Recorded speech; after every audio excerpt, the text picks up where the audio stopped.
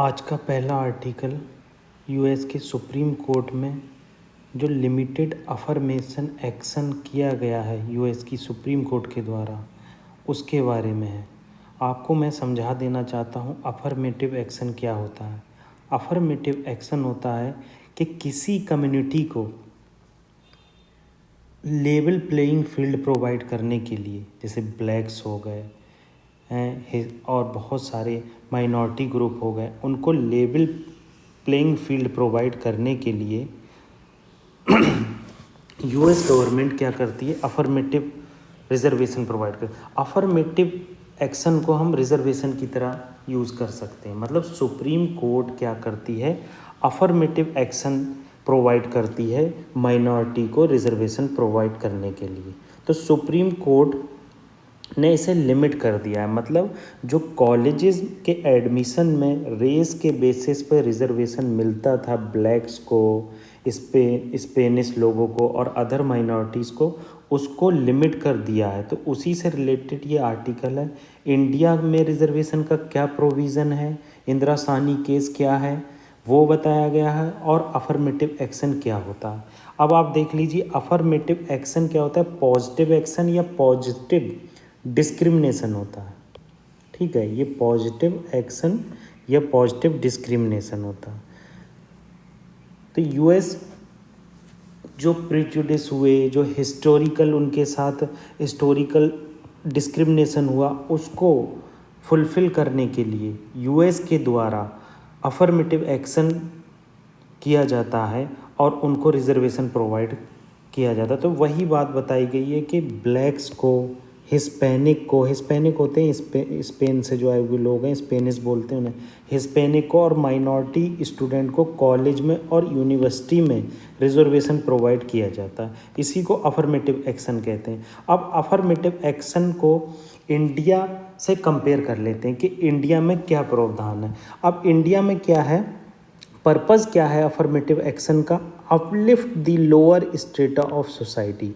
मतलब जो सोसाइटी का लोअर स्ट्रेटा है, जैसे शेड्यूल कास्ट हो गए, शेड्यूल ट्राइब हो गए, जिन जो लेवल प्लेइंग फील्ड में नहीं आ पा रहे हैं, जो नॉन क्रीमी लेयर हैं, उनको अपलिफ्ट करने के लिए रिजर्वेशन प्रोवाइड किया जाता है। तो अफर्मेटिव एक्शन का पर्पज़ ये है।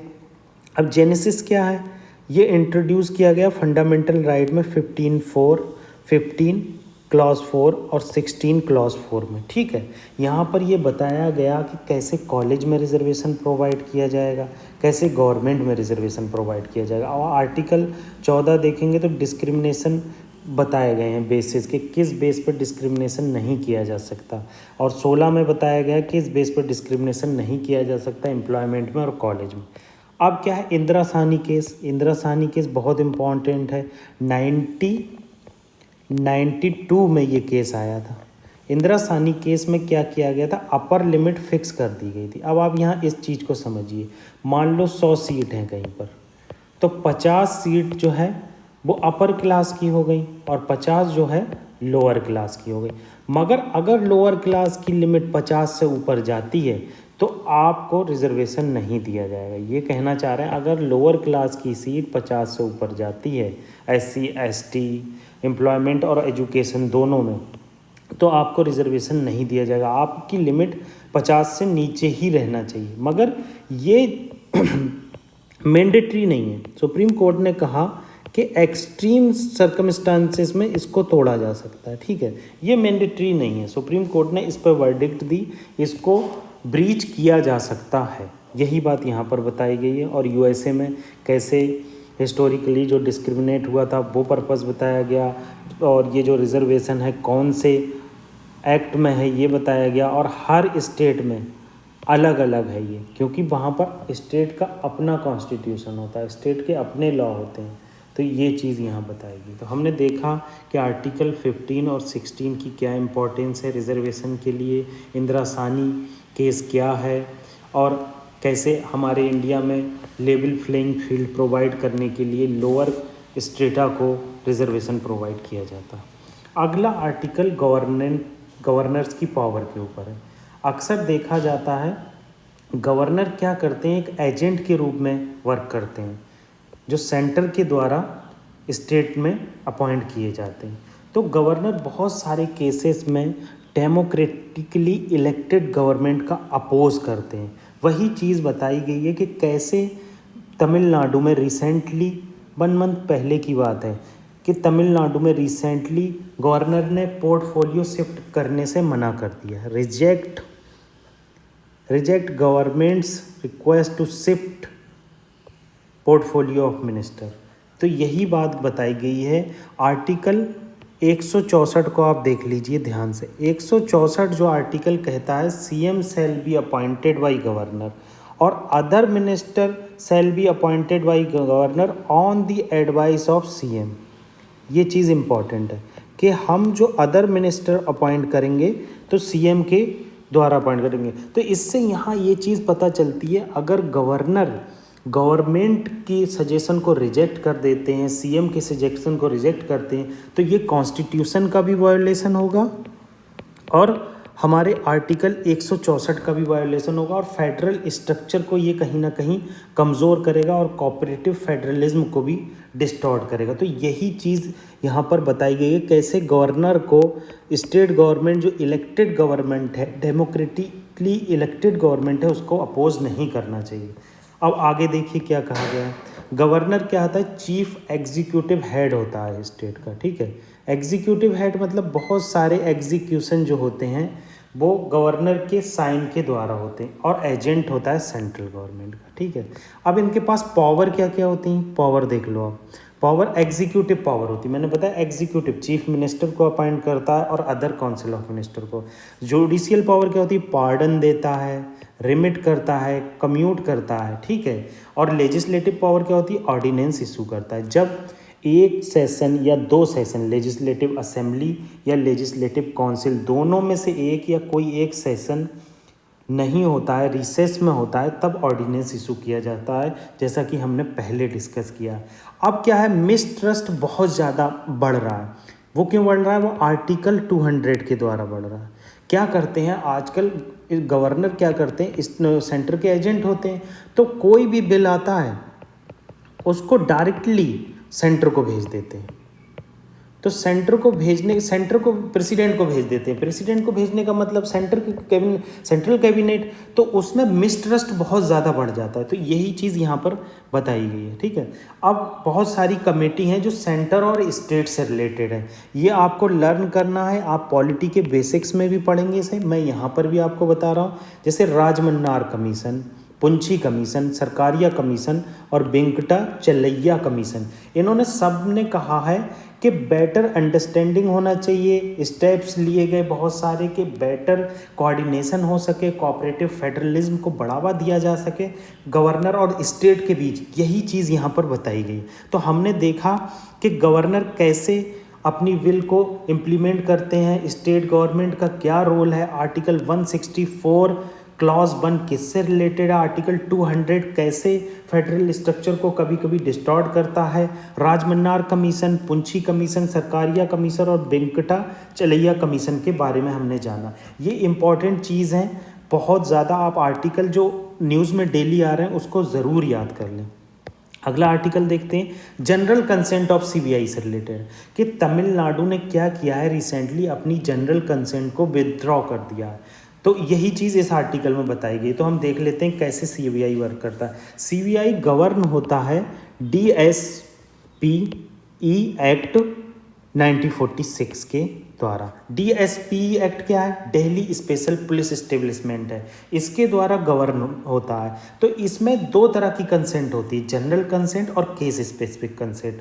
तो यही चीज़ बताई गई है कि जनरल कंसेंट जो है स्टेट के द्वारा दे दी जाती है सीबीआई को, ताकि सीमलेस इन्वेस्टिगेशन हो सके against the central government employ in their state. जो सेंट्रल गवर्नमेंट के एम्प्लॉय होते हैं किसी स्टेट में, उनके खिलाफ कोई ब्राइबरी है, उनके खिलाफ कोई मर्डर केस है, तो सीबीआई उस केस में क्या करती है, इन्वेस्टिगेशन करती है और सेंट्रल गवर्नमेंट से परमिशन नहीं लेती, सीमलेस इन्वेस्टिगेशन होता रहता है। मगर क्या होता है, धीरे धीरे हमें देखने में आता है कि क्या करती सीबीआई अपनी पावर का मिसयूज़ करने लगती बहुत सारे केसेस में, और बहुत सारे केसेस को सीबीआई जुडिशरी क्या करती है, सराहना करती सीबीआई की। इसीलिए सीबीआई को देखो केस्ड पैरेट भी कहा है सुप्रीम कोर्ट ने सीबीआई को केस्ड पैरेट इसीलिए कहा है कि वो सेंट्रल गवर्नमेंट की विल से वर्क करती है। तो इसीलिए बहुत सारे स्टेट क्या कर रहे हैं, अपनी जनरल कंसेंट को विथड्रू कर दे रहे हैं। तो यही बात है कि अपनी जनरल कंसेंट को विथड्रू कर दिया है, और बहुत सारे इसमें मल्टीपल स्टेट हैं, जैसे वेस्ट बंगाल है, मिजोरम है, पंजाब है। और केस स्पेसिफिक कंसेंट क्या होती है, केस स्पेसिफिक कंसेंट होती है, कोई केस है जो चल रहा है तो उस केस में हर case to case state government की परमिशन लेना पड़ेगी। ठीक है, ये इंपॉर्टेंट हो गया। अब आगे जो चीज़ देखिए आप, इम्पॉर्टेंट आगे चीज़ आ रही है। बेसिक चीज़ थी आपको याद हो जाएगी, मगर आप ये भूल जाएंगे। Not applicable to cases in which the investigation is already in progress. कोई भी केस जो ऑलरेडी प्रोग्रेस में है वो आप उसमें जनरल कंसेंट और केस स्पेसिफिक कंसेंट नहीं लगेगी। एक्सेप्शन देख लीजिए, एक्सेप्शन से क्वेश्चन बहुत आते हैं। एक्सेप्शन देख लीजिए, एक्सेप्शन क्या होता है, सुप्रीम कोर्ट और हाई कोर्ट ऑर्डर कर सकता है कभी भी सीबीआई को इन्वेस्टिगेट करने के लिए without the consent of state. कोई स्टेट के कंसेंट की ज़रूरत नहीं है। ठीक है, वेरी इंपॉर्टेंट। ठीक है, और जो रेड हैंडेड केस हैं, जैसे मतलब कोई आदमी ब्राइबरी लेते हुए पकड़ा गया, इसके हाथों में ब्राइबरी है, एकदम डायरेक्ट रेड हैंडेड केस, उस केस में भी कंसेंट लेने की ज़रूरत नहीं है। तो बहुत इंपॉर्टेंट है, आप इसको ज़रूर रट लीजिएगा। ठीक है, आगे चलते हैं। अब इंडिया ने क्या किया है, आज के पहला हेडलाइन क्या है, चाइनाज़ आयरन ग्रिप। क्या है कि इंडिया ने बहुत सारे लैपटॉप, टैबलेट, ऐसी चीज़ों पे बैन लगा दिया इंपोर्ट पर।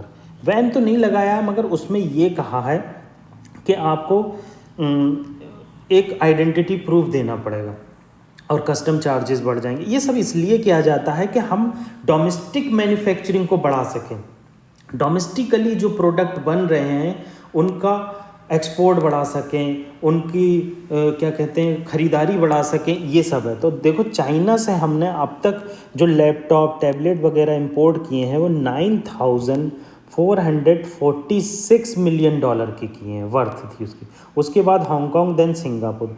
तो यही चीज़ बताई गई है कि गवर्नमेंट ने इम्पोज किया है कर्व लैपटॉप और टैबलेट पर। ये सब चीज़ें डोमेस्टिक सेक्टर को इम्प्रूवमेंट करने के लिए की जाती हैं, एम्प्लॉयमेंट को जनरेट करने के लिए की जाती हैं, अपने फिस्कल सिस्टम को इम्प्रूव करने के लिए की जाती हैं, और क्या कहते हैं फॉरेन एक्सचेंज को इम्प्रूव करने के लिए की जाती है। तो ये सब चीज़ें डे टू डे आएंगी, आपको रिलेट करना है बेसिक से कि कैसे आप इसको देख रहे हैं। ठीक है, अगला आर्टिकल क्या है, एक कंस्ट्रक्शन ऑफ ट्रांसमैनशिप।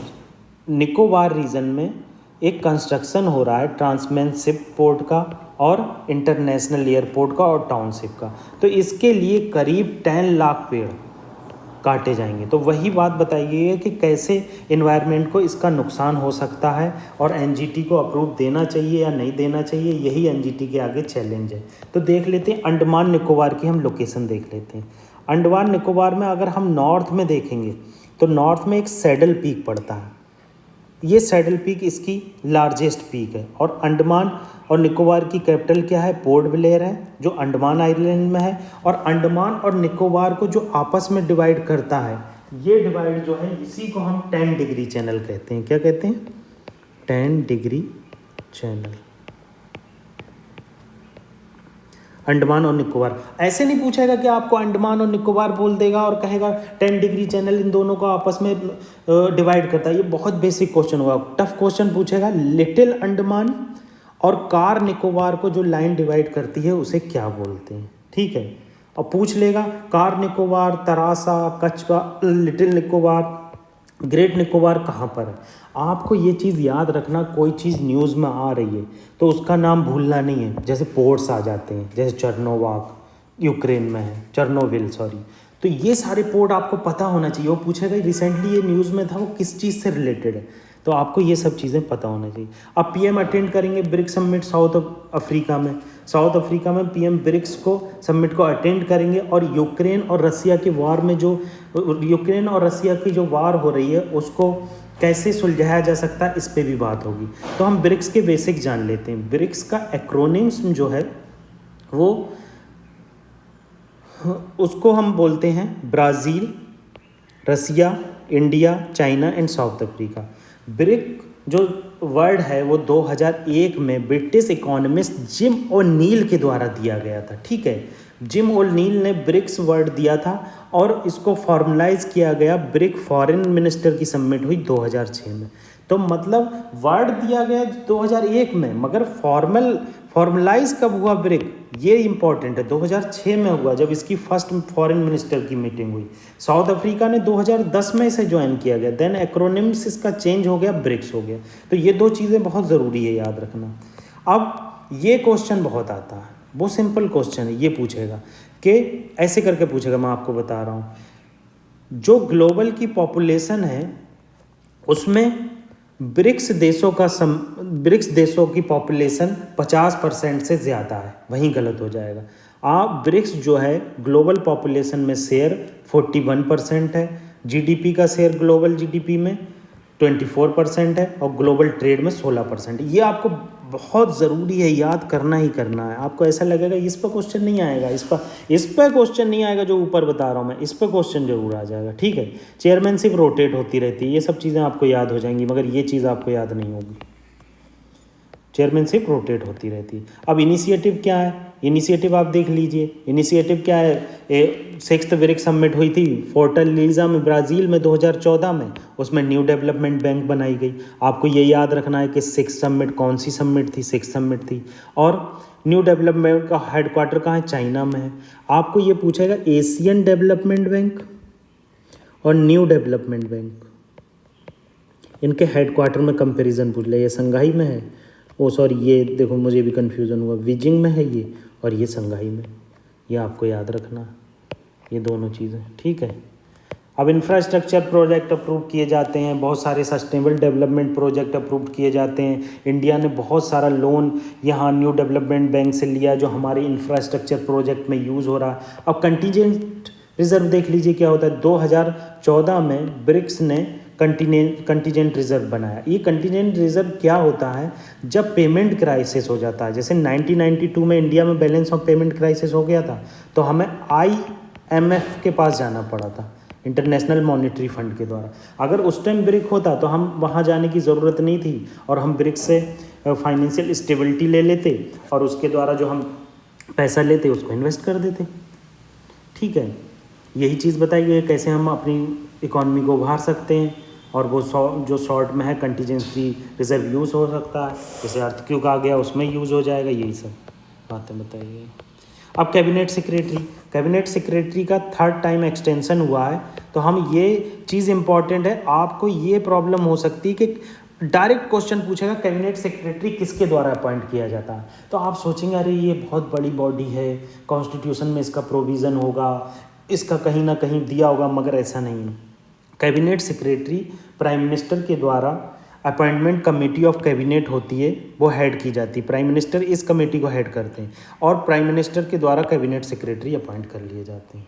कुछ नहीं है इसमें, बस बेसिक चीज़ याद करिए कि कैबिनेट सेक्रेटरी पीएम के द्वारा किया जाता है और इनडायरेक्टली कह सकते हैं एग्जीक्यूटिव के द्वारा कैबिनेट सेक्रेटरी अपॉइंट किया जाता है। ठीक है, आगे देख लेते हैं। आगे कैबिनेट सेक्रेटरी और कैबिनेट सेक्रेटेरिएट से रिलेटेड एक 2 क्वेश्चन है। पहला क्वेश्चन देखिए, पहला क्वेश्चन कह रहा है which of the following are the functions of the cabinet secretariat. पहला, preparation of agenda for cabinet meeting, secretarial assistant to cabinet meeting, allocation of financial resources to minister. क्या आपको ये लग रहा है, कभी आपने सुना कि कैबिनेट सेक्रेटेरिएट जो है फाइनेंशियल रिसोर्सेज देता है? ये गलत हो जाएगा, इसमें ये दोनों सही हो जाएंगे। प्रिपरेशन करता है एजेंडा कैबिनेट की जो मीटिंग होती है, और सेक्रेटेरियल असिस्टेंट प्रोवाइड करता है कैबिनेट कमेटी। ये बहुत ही वेग कह सकते हैं इसे, वेग वो है क्या कहते हैं पॉइंट है, इसको नहीं, ये इनकरेक्ट है। अगला क्वेश्चन देखिए, cabinet secretariat function direct under prime minister, ठीक है पहला। दूसरा क्या है, cabinet secretary is the ex officio chairman of civil services board. तो इसमें से करेक्ट बताना है कौन सा। तो आप ये देखेंगे ये दोनों ही करेक्ट हैं। क्या होता है, cabinet secretariat function directly under prime minister करता है, जैसे मैंने बताया ये कमेटी होती है, प्राइम मिनिस्टर होता है उसमें, और प्राइम मिनिस्टर कैबिनेट सेक्रेटरी को अपॉइंट करता है। और कैबिनेट सेक्रेटेरिएट सचिवालय, कैबिनेट का सचिवालय जो होता है डायरेक्टली प्राइम मिनिस्टर के अंडर वर्क करता है, ठीक है। Cabinet secretary x officio chairman होता है, बहुत इंपॉर्टेंट है, आप भूल जाएंगे कि सिविल सर्विसेज बोर्ड होता है, उस बोर्ड का x officio chairman cabinet secretary होता है। तो आज हमने यहाँ पर ये आर्टिकल द हिंदू के देखे, आप इसको एकदम रट लीजिए और डे टू डे एक्सरसाइज कीजिए, शॉर्ट नोट्स निकालिए, आपको कोई प्रॉब्लम नहीं होगी। Don't worry, please subscribe our channel.